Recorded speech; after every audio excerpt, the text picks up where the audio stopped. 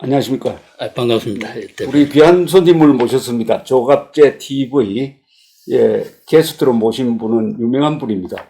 최강 전 보건복지부 장관 지내시고 또 국민연금공단 이사장 그리고 국회 예산정책처장 지내셨으니까 초대 처장을 했습니다. 국회 행정부 그리고 또 현재 한국 조세 연구원 원장은 원장 하시고 지금도 하고 계십니다. 그건 아주 맨 먼저 한 공직입니다. 조세 전문가로 알려져 계십니다. 오늘 뵙고 말씀드릴 일은 주로 이 책입니다. 이 책은 뭐냐? 제목이 아주 두껍습니다. 대한민국 파괴되고 있는가? 문재인 정권의 대한민국 파괴. 여러분이 쓰셨는데 우리 교수님이라고 부르겠습니다. 좋습니다. 교수님께서 편집인 역할을 하셨습니다. 이 북앤 피플에서 나왔는데 이 페이지가 얼마나 나갔냐 하면 약 560페이지 나옵니다. 567페이지입니다. 그러니까 문재인 정권이 얼마나 대한민국 파괴에 열심으로 했는지 이 책이 기록이 560페이지나 되니까 여기 적는 분들도 아마 적을 때마다 좀 기가 막혔을 것 같아요. 저는 국헌 문란 부분을 맡았는데 너무 헌법 위반이 많아가지고 일상적으로 전면적으로 헌법 위반을 하고 있다라고 적었습니다만은 이 책이 이제 오늘 주제가 되겠습니다. 자, 이 책을 우선 기획하시고 원고를 다 받고 교육까지 보시고 책이 나오도록 하셨는데 왜 이런 기획을 하셨습니까? 알다시피 문재인 대통령이 취임을 한 이후에 역사가 완전히 뒤로 가고 있다. 저는 초기에는 다른 분들과 마찬가지로 일말의 기대를 했습니다. 일말의 기대를 했는데 특히 이 취임사는 내가 보기에는 세계 역사에도 없는 아주 명문의 취임사인데. 그렇습니까? 모든 거기에 나온 자기 스스로 약속을 다 그냥 하나도 지킨 것이 없습니다. 그런 이제 진정으로 저는 문재인 세력들이 대한민국을 완벽하게 파괴를 해서 다음에 제대로 자유주의자들이 집권을 하더라도 아마 보수를 하기 힘든 정도까지 파괴된 부분도 있지 않느냐. 그런 참 애통한 이 판단을 가지고 제가 여름에 어디 해외 여행을 가서 버스 속에서 불현듯 이 생각이 떠올라서 단편적으로는 많은 분들이 이야기를 하고 이걸 하시는데 이걸 종합적으로 한번 한 권의 책으로 만들어 놓으면은 기록도 되겠거니와 혹시 이 분야에 관심 있는 분들을 굉장히 편하지 않을까. 그래서 제가 전부 참여하신 분이 19분인데 이 앞에 계시는 우리 조갑재 대표님께 제가 특별히 부탁을 드려서 참여하시도록 해서 이렇게 책이 출간이 됐습니다. 우선 이 책 제목만 읽어드리면은 짐작이 가실 거로 생각하는데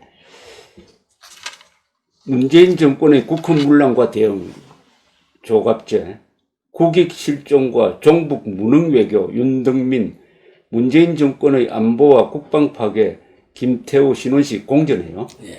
문재인 정권의 사법 파괴, 박인환, 무너지는 대한민국 교육, 김경회, 문재인 정권의 언론 장악과 파괴, 정규재, 방송 장악과 악마적 왜곡, 그리고 정권 찬양, 성창경, 대한민국을 독살하는 좌파 영화와 드라마, 조희문, 4대강 보호 해체는 반문명적 대국민 범죄, 박석순, 원자력 파괴, 정범진, 경제, 성공 지우기와 기반 파괴, 그리고 미래 허물기, 양준모, 문재인 정권의 기업 파괴, 김정호, 전부 파괴네요. 파괴입니다.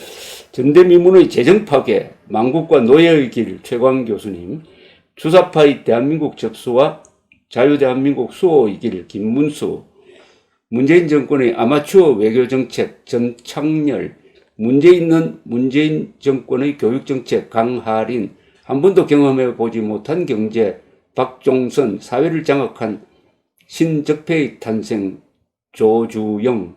여기 우선 필자들을 상당히 그 필자들이 대단하죠. 행동하는 이 자유우파 지식인들을 골랐구만요. 예, 제가 그분들 한 분 한 분한테 선정을 하면서 부탁드리는 것도 힘들고 또 그 분야에 여러분들하고 제가 상의를 해가지고 대표적인 행동하는 자유주의자를 제가 엄선을 했습니다. 사실 죄송합니다. 이분들이 시간이 바빠서 엄청 바쁜데도 시간 내기가 힘들었을 것 같은데. 그런데도 한 달을 딱 시간을 주고 그렇지. 딱 그냥 하시라고 제가 독촉을 하고 해서 그러니까 이건 나왔습니다. 문재인의 대한민국 파괴 백서입니다. 그죠? 백서입니다. 백서인지 흑서인지 모르겠는데 백서라고 해야 되나? 좋은 게 백서인데 흑서 블랙북 좀 되겠는데. 블랙북 예. 자, 그런데 결론적으로 우선 제일 중요한 걸 물어보겠습니다. 문재인 씨는 우리 역사에 어떤 대통령으로 기록될 것 같습니까? 뭐 아무도 뭐 성공하는 대통령이라고 앞으로 남은 2년 반에 뭐 개가천선, 죄송합니다. 말이 좀 강해서 죄송하지만은 뭐 그보다 더 좋은 용어가 없으니까요. 개가천선을 하더라도 힘들 터인데 이대로 가면은 모든 분야가 깡그리 망개질 거고, 그래서 이제 역사의 심판은 아마 지난 71년 동안에 가장 실패한 대통령이라고 뭐 기록이 되지 않을까, 저는 뭐 거의 확신을 합니다. 우리 대표님은 뭐 어떻습니까, 판단이? 저는 판단을 나중에 하겠습니다. 오늘은 주인공이 우리 최 교수님인데, 예. 그러니까 취임사는 참 좋은 말을 많이 했네요. 요새 많이 사람 입에 회자되는 게 뭐 한 번도 경험하지 못한 나라를 만들겠다. 사실은 이거는 정확하게 그렇게 하고 있습니다. 그렇죠. 이걸 좋은 뜻으로 해서. 좋은 뜻으로 자기는 의도했는데 결과적으로는 뭐 정반대. 뭐 제일 지금 조롱거리가 된 게 기회는 평등할 것, 과정은 공정할 것, 결과는 정의로울 것. 예. 이건 조국 사태로 해가지고 완전히 예. 망가졌는데, 사실은 문재인 대통령 이야기나 김정은 이야기나 말을 거꾸로 해석하면은 거의 다 맞습니다. 예. 거꾸로. 예. 거꾸로 해석하면 맞다는 것은 그분들의 가치관이 대한민국적 가치관과 완전히 180도 반대라는 뜻이죠. 그렇습니다. 그 자기네들은 아마 최선을 다하려고 하지 그렇죠. 않을까. 예. 그 가장 한 거는 뭐 제가 직접 듣기도 했고 또 언론에도 보도가 됐지만은 광화문에 나온 시민 한 분이 문재인 2년 동안에 한 일이 하나라도 있으면 이야기를 해주면 좋겠다. 그렇죠. 참 그 말을 듣고 읽을 때 정말로 쇼킹했습니다. 근데 그 하나를 찾기 힘들죠. 진짜 저는 없습니다. 이번에 저 한일군사정보 보호협정 지금이야 그거는 처음부터 잘못된 거를 그러니까 유지 결정을 하니까 댓글에 달렸는데 그나마 최초의 잘한 게 나타났다 이렇게 적었더라고. 뭐 이제 그것도 일단 잘한 걸로 해줍시다. 우리 대표님은 뭐 그렇게 하시는 제가 유튜브를 봤는데요. 뭐 그냥 우선 넣고 가겠습니다. 그러면은 우선 제일 중요한 게 문재인 정권은 왜 이렇게 한다고 보십니까? 왜? 아까 대표님께서 말씀하셨지만 이분들이 가지고 있는 아마 이상향이 있을 겁니다. 그걸 이해를 할 필요가 있네요. 그 이상향이 어떻게 보면은 우리 인류의 역사의 흐름에서 이제 판단을 해서 자기네들 나름대로는 그 세력들은 뭐 진리의 길을 간다 이렇게 할 텐데 이제 그거가 이제 뭐 한마디로 이야기하면은 저는 무지하고 또 달리 이야기하면 비양심적이다 이렇게 이야기를 할 수밖에 없습니다. 프랑스의 지성인 레이몽 아론이 정직하고 머리 좋은 사람은 절대로 좌파가 될 수 없다. 그렇게 이야기했습니다. 예. 그래서 이제 그 이야기를 이제 거꾸로 하면은 현재 적어도 대한민국 이 주사파의 경우는 저는 뭐 이분들은 좌파라도 생각하지 않습니다. 그렇죠. 이는 뭐 김일성 파지 이 서구에서 보는 좌파도 아니지 않습니까? 그렇죠. 예. 일단 뭐 좌파라 치더라도 레이몽 아론이 이야기한 대로 정직하고 머리 좋은 사람은 절대 좌파가 될 수 없고 결국 정직하고 머리 좋은 사람이 절대로 김일성파가 될 수가 없는 거 아닙니까? 그렇죠. 예. 그래서 이 점이 이제 정직하지 않고 무지한 양심이 부재고 부정직하고 무지한 이것이 이제 오늘의 이 주사파 세력의 어떤 본질이라고 보는데, 뭐 그렇게 놓고 보면은 아마 지금 대한민국에 진행되는 이 모든 것들이 자명해지지 않나, 뭐 저는 그렇게 봅니다. 그러니까 이게 도덕적으로 결함이 있고, 예. 그다음 능력이 없다 이거죠. 물론 여기 결합됐다는 거죠. 결합된 게 이게 문제. 그게 현재 우리나라의 김일성파들의 뭐 저로서는 달리 아무리 생각해봐도 그렇게 규정할 수밖에 없다. 이제 그거는 좋은 일을 하는데 무능하고 무지하다는 뜻이지만은 또 한편으로는 이 사람들이 권력 쟁취 그리고 쟁취한 권력을 유지하는 데는 유능하고 열심히 일하는 생각 안 들어요.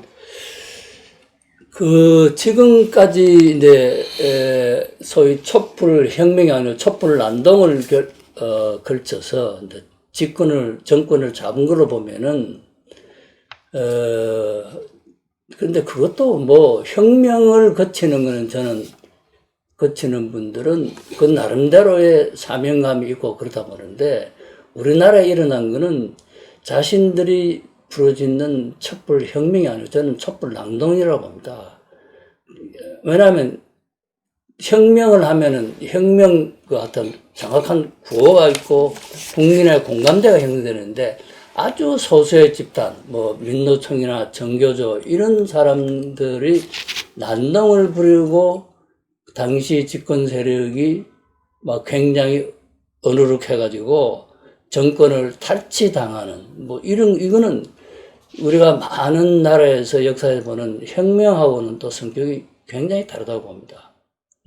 근데 지금 거짓말 잘하고 면수도 무능하다 이거죠. 네. 그런데 저는 결국 이 사람들이 이제 좋게 말하는 좌파고 사회주의고 사회주의라고 하면 국민들이 잘 못 알아들으니까 이 공산주의라고 해야 제대로 알아들을 수가 있다고 생각하는데 하여튼 사회주의로 하겠습니다. 공산주의도 우리나라 같은 공산주의, 주사파 같은 공산주의는 없죠. 그러니까 김일성파. 김일성파가 정확한 용어 같아요. 표현입니다. 예, 주사파는 우리가 붙여준 좋은 이름인데 주체 사상은 좋은 거 아닙니까? 그러니까 잘못 붙인 이름이에요. 그러니까 김일성파로 불러야 맞습니다. 맞습니다. 그러니까 김일성파라고 하면은 모든 게 이해가 되죠. 네. 김일성이라 뭐 독재도 하고 무능하고 부패하고 지원차 그리고 이제 사회주의 경제하고 그런 거죠.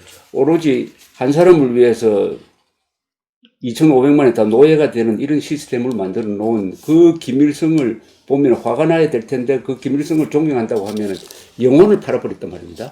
그렇죠. 자, 그런데 이런 세력을 이야기할 때 저는 제일 중요한 게 너무 이렇게 이론적으로 이 사람들을 분석할 게 아니라 이 사람들의 본질이 거짓말쟁이 아닙니까? 선동가죠? 선동가. 그러니까 선동도 이게 좀 한자 용어라서 쉽게 말하면 거짓말쟁이입니다. 사주를 하는 거죠. 그러니까 거짓말쟁이라고 보면은 모든 게 이해가 되는 거 아닙니까? 조국, 문재인, 김정은 이런 사람들이 하는 모든 말은 다 거짓말이라는 걸 전제로 해가지고 하고 그 다음에 모든 정책의 수단이 거짓말입니다. 선동을 통해서 국민을 속이는 거 아닙니까? 그런데 속아 넘어가는 국민들이 이섬으로 해서 정권을 만들어냈고 정권을 유지하고 심지어 지소미아 파악이 찬성하는 여론이 50%였습니다. 반대가 30%였어요. 그러니까 이게 결국은 문재인 정권을 비판하다가는 나중에 어디로 귀착되느냐면 국민도 문제다 이렇게 된 거 아닙니까? 뭐 어쨌든 지금까지의 뭐 지난번 선거라든가 또 중간중간에 어떤 이슈를 놓고 우리 국민 전체가 뭐 굉장히 왔다 갔다 하는 측면이 많았는데 그 부분은 우리 국민들이 교육은 많이 받았음에도 불구하고 역사의 흐름이라든가 문제의 본질에 대해서는 학교에서 가르쳐주는 바가 없었기 때문에 우등생이라고 해서 무슨 사회를 잘 아는 건 아니지 않습니까? 공부는 잘 했지만은 이제 사회는 그거는 또 전혀 다른 이야기입니다. 전혀 다르진 않지만은 제대로 공부가 이 대학 교육이고 이렇게 안 돼 있으니까요. 근데 저는 이렇게 생각합니다. 왜 국민이 잘 속느냐? 뻔한 거짓말에 왜 잘 속느냐? 그리고 우리 국민은 세계에서 학력이 제일 높고 IQ도 제일 높습니다. 그리고 근로시간도 제일 길어요. 예. 삼관왕인데. 그런데 왜 잘 속느냐?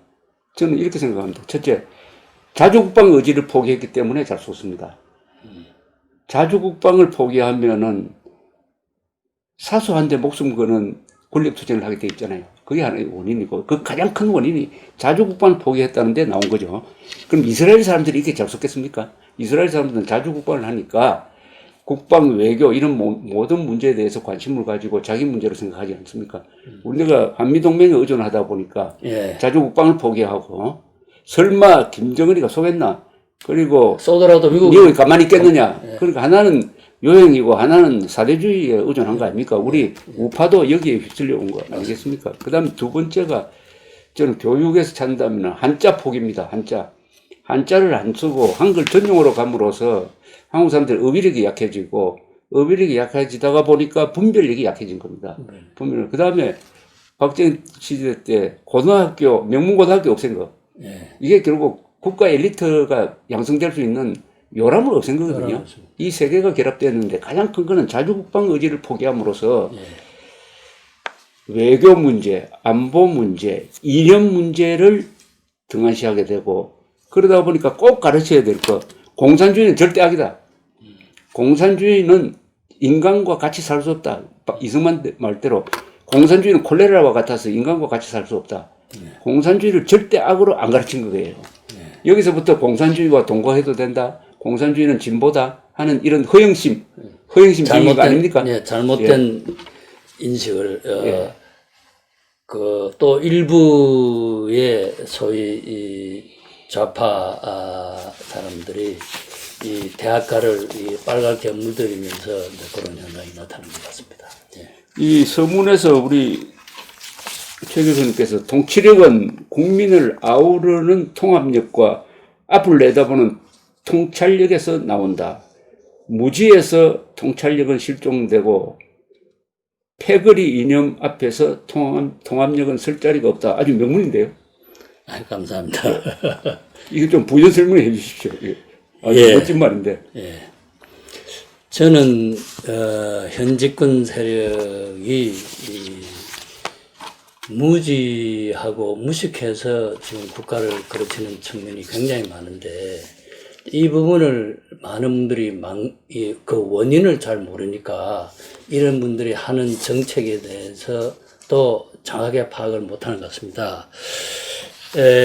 첫째는 뭐 여러 가지 있습니다. 이분들이 내세우는 이야기는 경제를 놓고는 자본주의 자유시장경제 체제 대신에 사회주의 시장경제를 사회주의 계획경제를 하겠다는 이야기 아닙니까? 그런데 잘 알다시피 20세기 최대의 역사적인 사건이 20세기 초반 1917년에 소련 볼셰비크 혁명을 해서 사회주의 공산주의가 이 지구상에 등장을 했다가 72년 만에 그렇죠. 지구상에 사라진 그것이 뭐 휴대폰이 나오고 전기가 나오고 이런 것이 최대 역사적인 사건이 아니고 가장 큰 사건이죠. 이것이 최대 역사적인 사건입니다. 그런데 이제 지금 전 세계적으로 어떻습니까? 뭐 북한이라든가 뭐 일부 아주 뭐 북한을 중심으로 심지어 중국도 이제 사회주의는 이제 안 된다는 게 하고 자본주의 시행만이 경제체에서는 유일한 거로 증명이 됐는데 우리 이 한국의 김일성파들은 아직도 거기에 매몰이 돼 있다. 이것이 하나고. 좀 여기서 중요한데 왜 그렇다고 보십니까? 왜? 그거는, 왜 사회주의를 한다고 봅니까? 그거는 이제, 실패가 뻔한데도. 근데 자기네들이 이런 거죠. 이제 80년대, 이제 해방 이후 공간, 박헌영에서부터 이제 공간에 쭉 사회주의를 해와서 이제 80년대까지 지금 386이 이제 그렇게 됐는데 그 소련의 충격이 왔을 때 일부는 이제 김문수 시작한 사람은 이제 버렸어요. 그런데 그 당시에 이제 자기네들의 지식이 거기에 딱 머물고 그 이후에 저는 공부를 한 뿔도 안 했잖아요. 그러고 나서 이제 국가 파괴 활동만 계속 전념을 했지.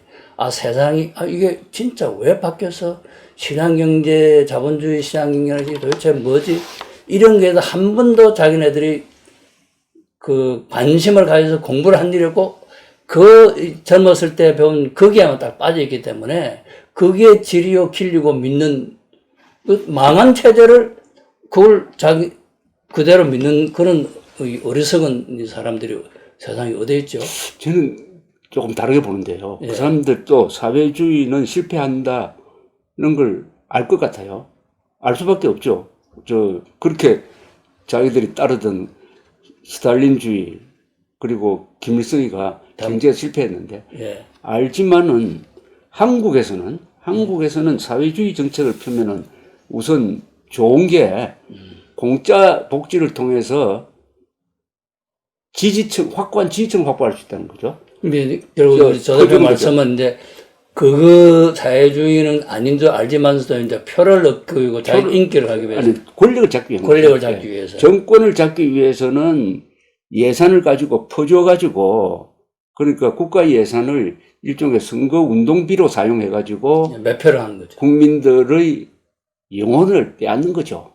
그래가지고 국민들을 좀비식으로 만들고 하면은